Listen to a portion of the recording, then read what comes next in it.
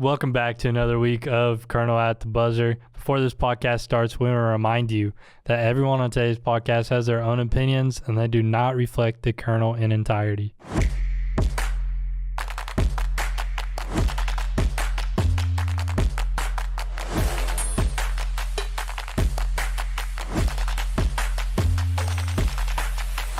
It sounds like the Kentucky Yearbook is making a comeback for the 2024-2025 school year. With 300 pages in full color, it's a great way for students at the University of Kentucky to document their year. Plus, it's put together by your Kentucky Kernel Press, which helps support their work. Seniors and graduates, make sure to get your portraits taken between February 17th and 21st and March 31st and April 11th. The photo sessions will be held from 10 a.m. to 7 p.m. at 12A Blazer Dining lower level. For more information or to get your yearbook ordered, check out their website at kernelyearbook.com. Welcome back to another week of Kernel at the Buzzer. I'm your host, Kai McClelland. Once again, I'm joined by my co-host, Israel Schill, and my co-host, AJ Nava. And this week, we're welcoming a very special guest. She is a former assistant sports editor at the Kentucky Kernel, but nowadays, she works at WTKY in Bowling Green. Ladies and gentlemen, welcome Samantha Money. Hey, guys. Long time no see. Yeah, for sure. We will be calling you Smoney this entire podcast because it's very weird to call you Samantha. It only makes sense, I feel. It just only makes sense. It was weird to hear you say Samantha. Yeah. Yeah. So before we get into everything, I want to pick your brain a little bit. For those aspiring journalists out there, you were in our shoes at one point, right? And, you went to editor. Now, doing what you're doing today, what advice would you give somebody? And, maybe what do you wish you knew beforehand? Oh, that's a great question. Honestly, the best advice that I have is to be doing what you guys are doing, what everyone at the Kernel is doing, and just getting as involved as you possibly can. I mean, this business, broadcast journalism, especially in sports, no matter what you want to do. You talk about sports on TV, on the radio, you want to write about it. I mean, no matter what you want to do, it's so competitive, which, I know you guys know. So just getting as involved as you can in college and just really doing stuff to make you guys stand out. I mean, look at this podcast, for example. You guys are going to have so much great experience when you guys graduate and have physical experience to showcase when you're applying for jobs and interviews and everything. So that's honestly the best advice I got is you guys keep doing what you're doing and get as involved as you can every day. It's just, and you're at the University of Kentucky. There's so much opportunity. I definitely miss being there. But yeah, you guys are killing it. Well, thank you. We appreciate it. Yeah, That's great. a big Thank confidence you so much. boost. Thanks. It Yeah, is. pat on the back for all. Yeah, gassing us up. So let's talk about baseball. Even though it's literally 20 degrees out, and if someone hit a ball straight up, it'd probably blow out of the park to the left about 30 miles. But that team from last year, coming off of its first trip ever to the College World Series, but now losing so many players. Losing 7 out of the 9 starters, losing 2 or 3 pitchers to the major leagues. It's a huge brunt. What do you all have to say about this baseball team? And, even though they've only played 2 games so far, what can you throw out there? You know what I just realized? What? I don't have my laptop in front of me, Amazing. so all my notes are in my laptop. Y'all gotta give me a second. I'm sorry, bro. I'm sorry. You were rushing me when we got in here, dude. You gotta go off of your experience. Your Yeah, instincts, Dude, Izzy. I haven't watched a Kentucky baseball game in a grip.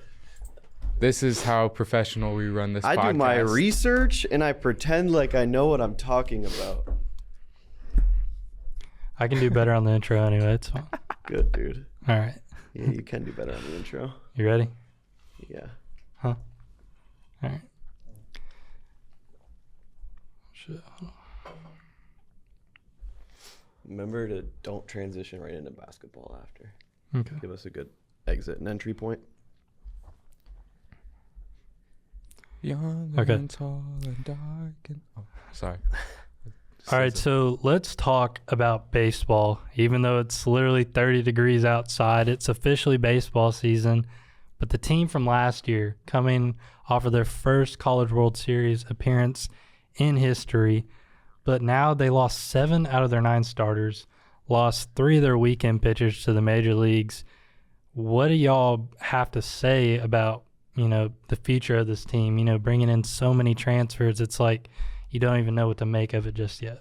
Yeah, I'll say that after attending softball, baseball media day a few weeks ago, head coach for the baseball team, Nick Mingione was, really quick to say and wanted to be the first person to say that this team is comprised of over half of brand new players who 19, I believe, of those are first years. And that's ridiculous, having 19 first-year players. So, he was real quick to point out that fact and wanted people to think about the narrative of what's happened the last 2 seasons with the baseball team and how they've taken these constructed teams off of the transfer portal and turned them into teams that, last season bring you to the College World Series. And so I think that, though unconventional, it's been working very well for Kentucky so far the last few years. And I think it's interesting, at least going forward, to see where they'll be. And it's money, with the basketball teams, how great the SEC is. Could you guess how many ranked SEC teams there are in baseball right now? Oh my gosh. I'll give you a hint. It's a lot. Yeah, around that. There is currently 5 in the top 10. Okay. 4 more rounding out the top 25. Man. If you want a stat that can kind of blow your mind, they were ranked the 9th best portal in the country, but they're just the 7th best in the SEC. If that tells you anything about how loaded this conference is. And it kind of feels just like basketball, football, and everything intertwined. Like the SEC really is like the best conference out there. And the fact that Kentucky is just like always on that like bottom half, it seems like they can't get over that hump as being recognized as like the best or one of the best. So, do you have any input on, how the team can maybe like beat the odds and, what the baseball season brings because it's so lengthy? Yeah, I know what you're talking about there. It seems like Kentucky baseball can't really get over that hump, but with you even stating all of those SEC facts this year, I know there was a lot of talk when all the preseason rankings came out and Kentucky baseball was not in that list, and it's understandable. I know they had such a win last year going to the College World Series for the first time in program history, but like you kind of opened this talk, there's not a ton of turnover. I think it's like maybe 5 faces that we recognize from that team last year that are returning this year. So if you look at the turnover rate, it's not something that Kentucky baseball's done great with every single year. So it's kind of understandable why we didn't see them in the preseason rankings, but it's the SEC. Anything can happen, and I think these first couple games, I know there's been some weather delays and stuff and cancellations, but I think it shows that, they can be a part of that talk about SEC soon. And the number one thing I will say, college baseball scores runs. There's a lot of scoring going on. Yeah. 3 starting pitchers lost to the MLB. AJ, I'm going to turn it over to you because I know you like to flame people a little bit.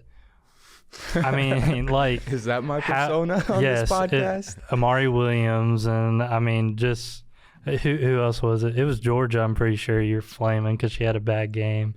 But okay. But how if you were the coach, put yourself in the shoes, how would you assess telling a first year pitcher to go out there and play against these ranked SEC teams? Well, you have to instill, or I guess I have to, since I'm the coach, since I'm Nick Mingione, I have to instill confidence in my pitchers. That's the number one thing. In all these first years, I have to instill confidence in them because, godly, they have some big shoes to fill coming off last year, getting to the College World Series, and now these guys are coming out of high school. hot take from me, I don't think they're going to be as good as they were last year. Oh, yeah. And I mean, think that's due to the fact of all the young guys. That's a completely fine point. Yeah. Just because of everything they lost. Mhm. And how good they were last year. Yeah. Not even how much they lost, but how much they gained last season in the history books. It's the first time they ever made it out there. So, yeah, you can't expect the same thing, or even close is the way I put it. Smoney, what do you think? You think they even come close to the expectations or coming off of last season? Or, I mean, it's so hard because you want to say that, like, yes, like they're going to continue building off of that momentum, but it's really hard to find that momentum again when your team is like entirely new. I think that all the buzz about Kentucky last year probably definitely helped who they have on the roster now this year. So I want to say I hope that momentum continues, but maybe getting back to the College World Series, I see it in the future, but maybe not this season. I agree. Yeah. There's not much to say just yet, right? I mean, played 2 games on the season, got a weekend series coming up. They did drop one to Lipscomb, the 3rd game getting canceled because of the bad weather. Unfortunately, this is kind of a topic, you just got to hold on. Let's wait a little bit. We'll see a couple games. But even transitioning to softball, who's had a crazy amount of success, I mean, more than handfuls of NCAA tournament appearances. They started the season 6-4, kind of underwhelming, being ranked coming into the season, now unranked. They have 5 games this coming weekend, though, and that's how daunting these baseball and softball schedules are. There's opportunity there to be 11-4 on the season, and you're 2 weeks in.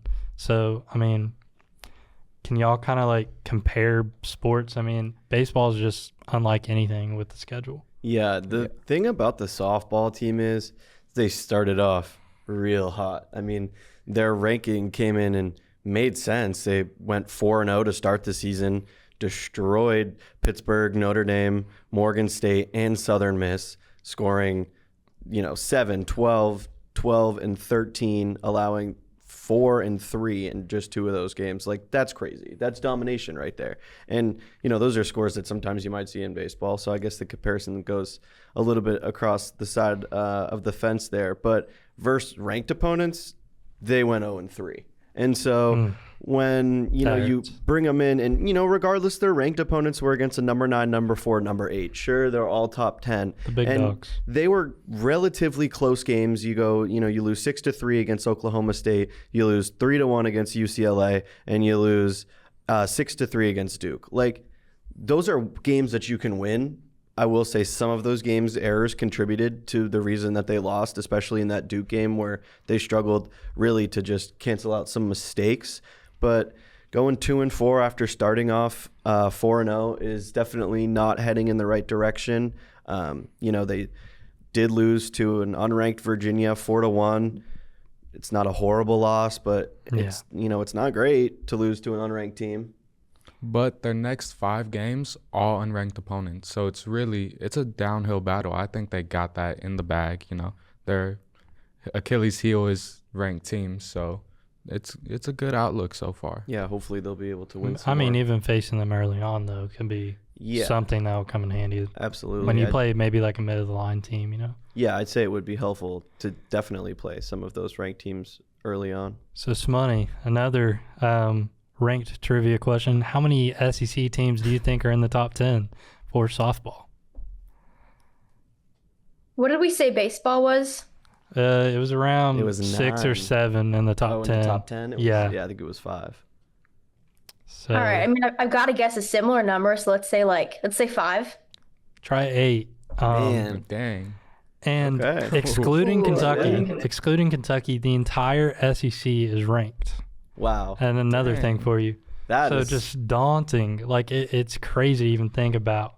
This is the top 10. And here how many, conference opponents there are. Number 1, Texas. Number 2, Oklahoma. Number 3, Florida. UCLA. Dang. Then number 5, LSU. Number 6, Texas A&M. Number 7, Tennessee. Florida State. And then number 9, Georgia. Number 10, Arkansas. That's ridiculous. literally filled with the SEC teams. So, It's crazy. again, just like the baseball team, plenty of opportunity because when you get to conference play, it's like you beat one of them. I mean, heck, you're going to go up 10 spots. So, not much to judge just yet. Just a little preview of the baseball. We'll get into, the players in the future, who's performing, who's taking that step up, not expected to. Maybe we get a little star freshman performance. I'd love that. I will say we did have a few first-timers for some people on the Kentucky softball team. Okay. Against Pittsburgh in the opening win, Emery Donaldson, 2-run triple shot, her first career hit. Okay. So that's definitely something. First career hits a triple. Yeah, definitely something to be proud nice. of. Yeah, Alex Martin's also in the same game homered in her college debut. So definitely a good start against Pittsburgh there. And against Notre Dame, they scored 8 runs in the first inning on 7 hits. So definitely had a heck of a start to the season. Head coach Rachel Lawson hit her 600th career win against Morgan State. So wow. Huge number there, 600. I mean, that's like unfathomable for me. I can't even think about how many seasons that must have taken. But, they performed really well in that leadoff classic. I think that they definitely have a chance to do some good things going forward, but I think it's obviously too early in 2 sports where the seasons are so long, it's too early to call any shots right now. Yeah. So talking about basketball now, both UK men's and women's got beat by Texas. And, on the men's side, it's more of an upset, even though Texas was favored in that game due to all of the injuries and over. Everyone's hurt. I mean, Lamont Butler's out game time all the time. Kerr isn't back yet. Real quick. Andrew Carr's, it's so I just want to say, dude, I saw a TikTok of Lamont Butler dancing the other day. I did too, with his girlfriend. With his girlfriend. It's like, you look healthy, oh, man. I was like, this guy can be putting up shots right now. I don't know what's up with that, but whatever. Continue. Well, Texas is crazy on the women's side. So, oh, man, they are. Oh, my God. Unfortunately, you could have, chalked that one up as an L before the game even started. Yeah, I think most people did. But the men, you don't want to see them lose that game to a bottom feeder SEC team. I mean, they were, I'm pretty sure, tied for 4th worst conference record at that time before. Yes, they were. I don't really, you can't get into the nitty gritty of that because, already they've played their next game and they smashed Vanderbilt. Vanderbilt's a team that upset them, rushed the court, just like football did. Everyone thought Vanderbilt owned Kentucky for a little bit, but they came back. Rupp Arena is – I made a comment that Rupp Arena isn't safe anymore, and that's completely false because, this Kentucky team is the best team in the nation when they're at Rupp, and then when on their road, it's like they're the freaking Belmont. They did prove you wrong pretty quickly after that statement. I believe it was right after the Arkansas game when you said that Rupp isn't safe anymore, and then they beat Tennessee and Vanderbilt at home. They heard you. So they heard you. They heard. But that Vanderbilt game, that was a must-win in my opinion. You got to get your get back, and they did just that in a very physical game. So yeah, I think that Vanderbilt game, it wasn't the best to see that loss in Texas, and you can definitely harp on that 14-1 run at the end of the game. It's like, I know we're injured, I know we're out players, but you can't be doing that this late into the year in conference play. But it definitely helped to see that really strong second half with Vandy. It's like, okay, maybe I'll let that one slide against Texas, maybe just because of that win on Wednesday night. So it definitely helped for sure. And the thing is, frankly, it's because the first half was actually competitive for once. Kentucky wasn't trailing by 15 or 16 points and having to climb back. You drop 50 points in the second half every time. They are a pretty consistent second half team, but it's coming out with that fire and that energy. And they play at Alabama next. Are they going to come out with that fire and energy in that first half? I'm not sure they're going to be able to keep up with that team. You know who I think that energy and fire will be attributed to is more recently, due to the injuries, coming off the bench, Trent Noah and Travis Perry against Texas, regardless of the loss, came in and really played their heart out and brought energy to the team. And, Trent Noah, he had, 7 points, 6 rebounds, 1 assist on only 2 for 4 shooting, 1 for 2 from 3. That's efficient. Come in there, Kentucky you are boy, baby. taking the ball down against a really good rebounding team. Travis Perry, 6 points, 2 rebounds, 3 assists, 1 steal, 2 for 8 field goal, 2 for 5 from 3. That's getting in there and playing efficient, doing the best that you can with what you have in the minutes that you're provided by Pope. And I think that they'll keep continuing to get more minutes as the season goes on, and maybe into the tournament run, we'll see. But I think that as long as those guys on the bench are able to keep pushing forth and helping Kentucky fight in these close battles, then eventually more of them will start to flip towards Kentucky. So talking about crazy bench play, you have Colin Chandler, a guy who's averaging, 1.5 points per game. It's an honest 1.5. And, he comes in, plays a solid 15 minutes and gives you 7 and 6. That's the type of play you need. Regardless of who it is, having that type of efficiency and having those drunk college kids seeing, frankly, the bench players who aren't in there, like Otega and, Amari, they're not the starters. They're not who's known nationally. So seeing guys like that who shined at March Madness and that was about it, now getting that little shine, it's cool to see. Yeah, especially those 2 early baskets he had on. Those are so big for momentum. And you're talking about actually having a game, having a competition, a battle in that first half. And, you can give a lot of credit to Colin Chandler. Just those 2 baskets early on really, really helped them stay in that competitive mind frame. And if you're Mark Pope, I think you are just happy as a lamb right now, if that's the saying, because it's happy as a clam. Happy as a clam. That's fine. We'll go with happy as a lamb. I like Happy it. as a Lambs are lamb. definitely pretty happy. No, yeah, but you're happy because now you know for a fact that you can always count on Colin Chandler, Travis Perry, and Trent Noah in this injury-ridden team that he's probably going to have going forward. Knock on wood, we don't want injuries, but that's a great thing, and I hope the fans of UK see that and feel a little safer at night. And the only person who knows it, I think, more than the fans is Pope. And he said after the game, the plays he made today, he's been making in practice. He's going to help us in a huge way as we move down the stretch. I was really proud of him tonight. He mentioned that the conversations that they've had, talking about where he's going to end up have, been a little zigzag on how he's going to get there, but he's been working really hard. He's an incredibly special talent, and he's, at the end of the day, he was a top 35 recruit at a high school, and he's a good basketball player. He just needs the time to do that on the court in game. And who is he talking about in that quote? Colin Chandler. Yep. All right, guys, I'm going to repeat myself. Is this okay? The SEC is loaded. It's crazy. It's unreal. It's and, the SEC. And it just means more. Here's the reality, too. Kentucky sucks on the road. They suck really bad on the road. They're 2-5. And now they have to play at Alabama, who's proven themselves as one of the juggernauts, beat Kentucky earlier in the season, dropping 100 points. And then you got to play at Oklahoma, who may not seem as scary, but they beat that Vanderbilt team by 30 points that Kentucky just beat. So, hey, Kentucky's not safe there either. Well, and they weren't too scared of Texas. Yeah. And it could be the same thing going into Oklahoma. And guess what? March is kicked off with literally the number 1 team in the nation. So Kentucky has to put their big boy shoes on. They got to lace them up real tight, make sure they're ready to go. So, Smoney, I want you to kick us off with women's basketball here. Much like Mark Pope, Kenny Brooks has completely, flipped this program upside down.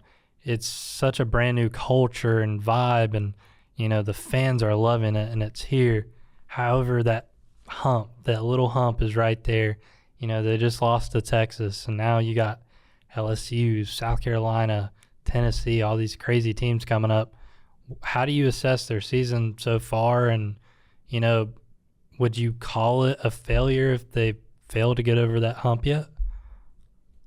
I feel like at this point, there's almost like no way that I could see whatever outcome of the season is for Kentucky women's basketball as a failure. I mean, it has just been so exciting to watch them this year. And, at least over here in my neck of the woods now in Bowling Green, I can't escape a headline of Georgia Amore.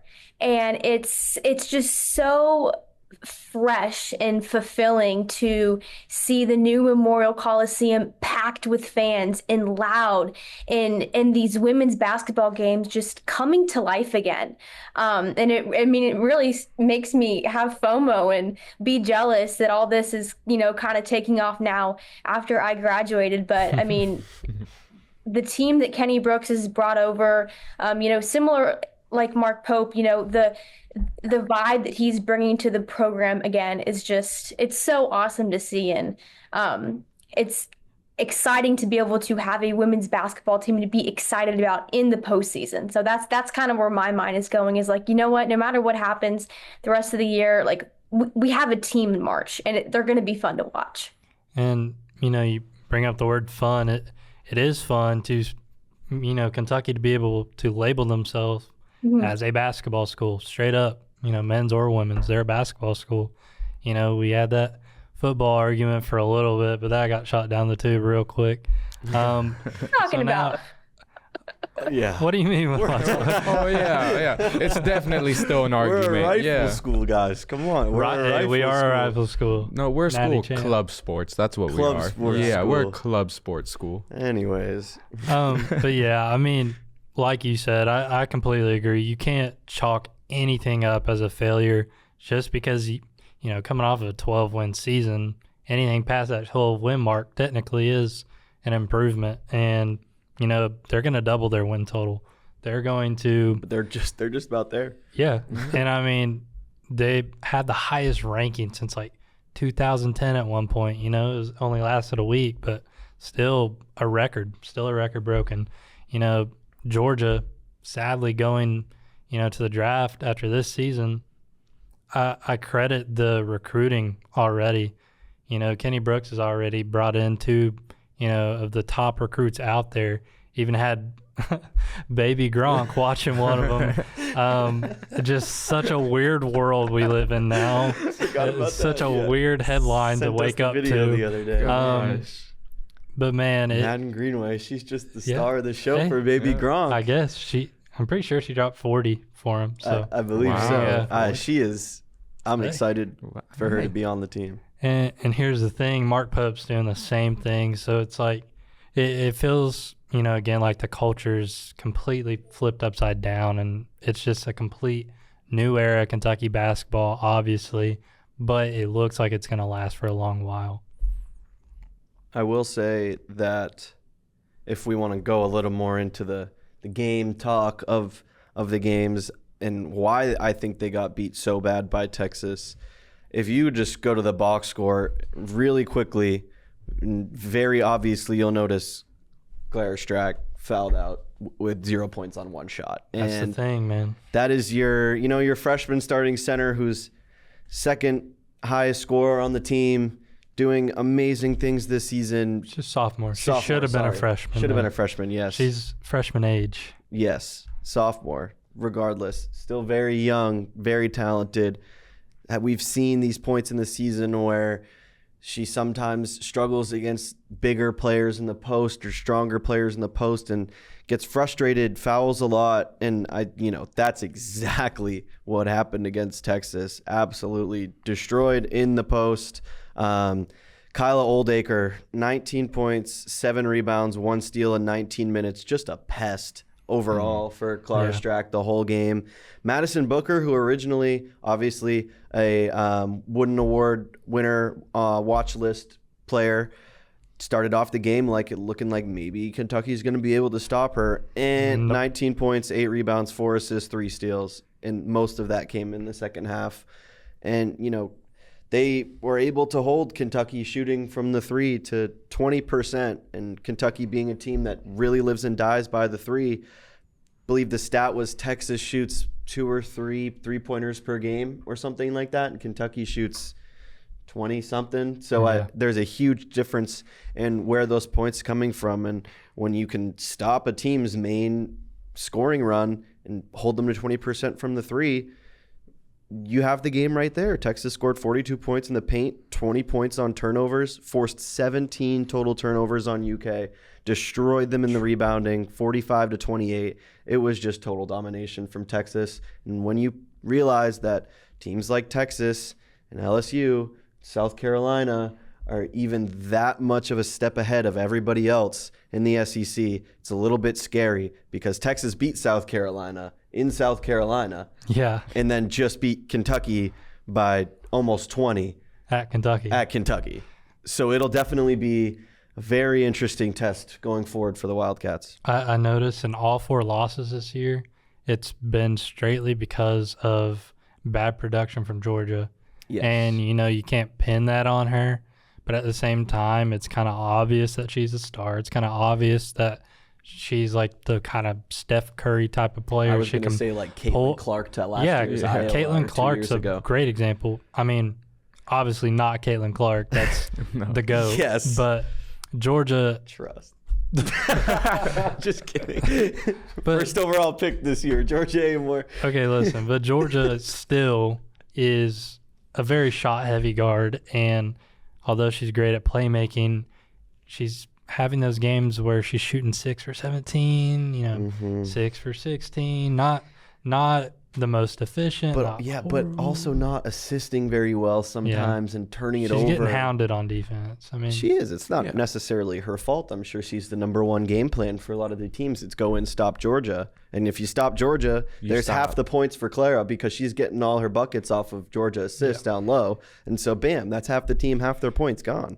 Money, I have something to tell you. Just Kenny Brooks said after one of the games that they called a timeout, and one of the players from, I believe, Mississippi State literally followed Georgia to the huddle. Mm-hmm. And the coach from Mississippi State was told their player, like, hey, guard her at all times. Like, until you get kicked out, you're guarding her. Like, don't let her breathe.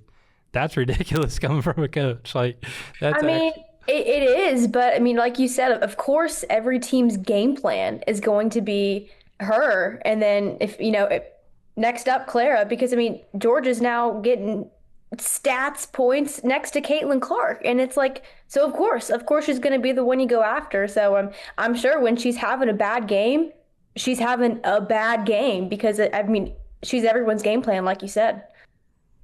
And AJ, I kind of want to ask you, because you've talked about it a little bit.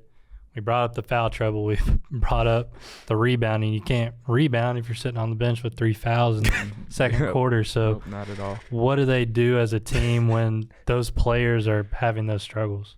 You lean on your bench. You call plays for Tiani. You call plays for Deja, because those are assets. You can't leave them behind. You can't. At some point, even though Georgia is the star, we can pin to some degree the loss. I know you say you can't, but as a star, that's what you get. You get pinned. And you if you're Kenny Brooks, you call plays for Tiani and Deja. You got to lean on them. That's what you do.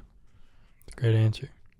Yeah, I kind of would agree with that, having to lean on your bench. Obviously, it's not very deep. It's not a deep bench, you don't have much depth at all, and a lot of it is what you do have is you work with what you got. Not great, When Georgia's not working, you got to work with the other of what you got. Absolutely. And then when you pull Clara Strack out the game, Clara Silva goes in, and she's 6'7" or whatever, but somehow that's about it. Still young. That's still young, still lots to learn. Well, still young, but still young only works for when you got a lot of time left, and she does, but we're talking about right now. And so still young doesn't really apply to this season because she ain't going to get any better if she's just standing there. Exactly. I think our moral, everything encapsulated together, is that the future looks great for UK baseball, softball, and both basketball programs. But right now, maybe it's too soon to call the shot on anybody.